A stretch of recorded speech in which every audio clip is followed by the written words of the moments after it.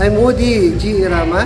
I am the National President of United Professional Electrical Engineers of the Philippines Incorporated.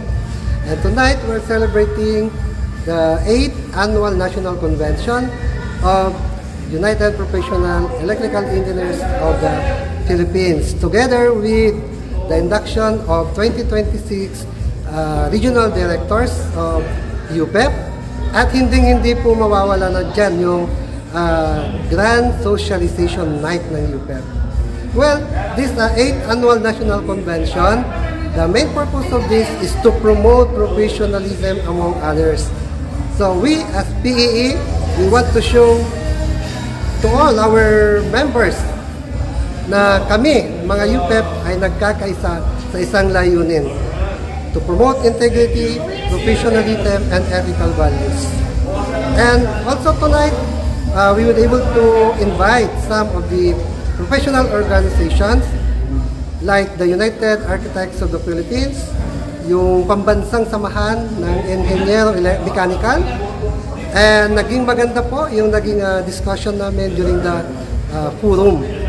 So we shared a lot of experiences, a lot of best practices per profession, of which maybe we can adapt those practices to unite on our organization.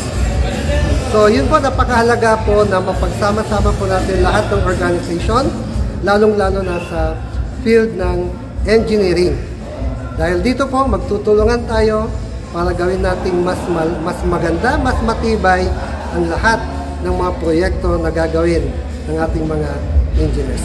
And we would like also to become a good model sa ating mga young engineers, na kung saan pag nakita po nila na naging maganda yung layunin po natin, I'm pretty sure susunod po yan to promote our profession. Okay, so bali heto po yung isa sa naging major accomplishment po ng United Professional Electrical Engineers natin.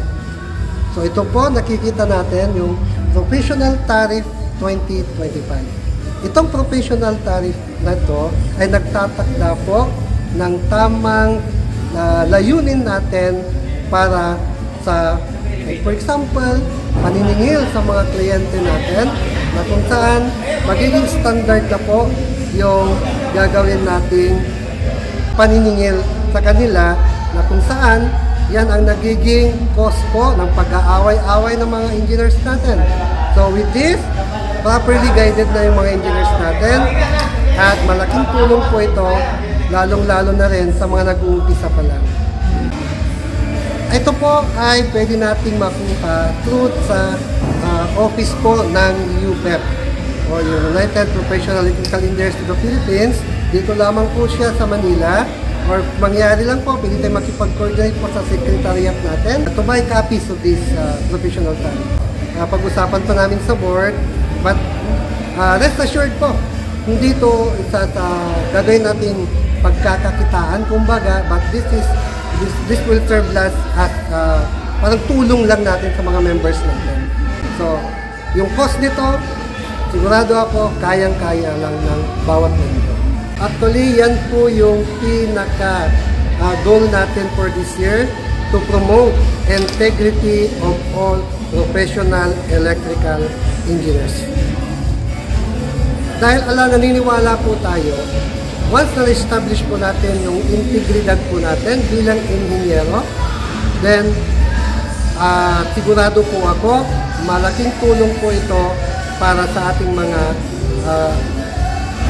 members, na tayo po ay gawin nilang parang role model at maiwasan po natin yung mga hindi magandang gawain.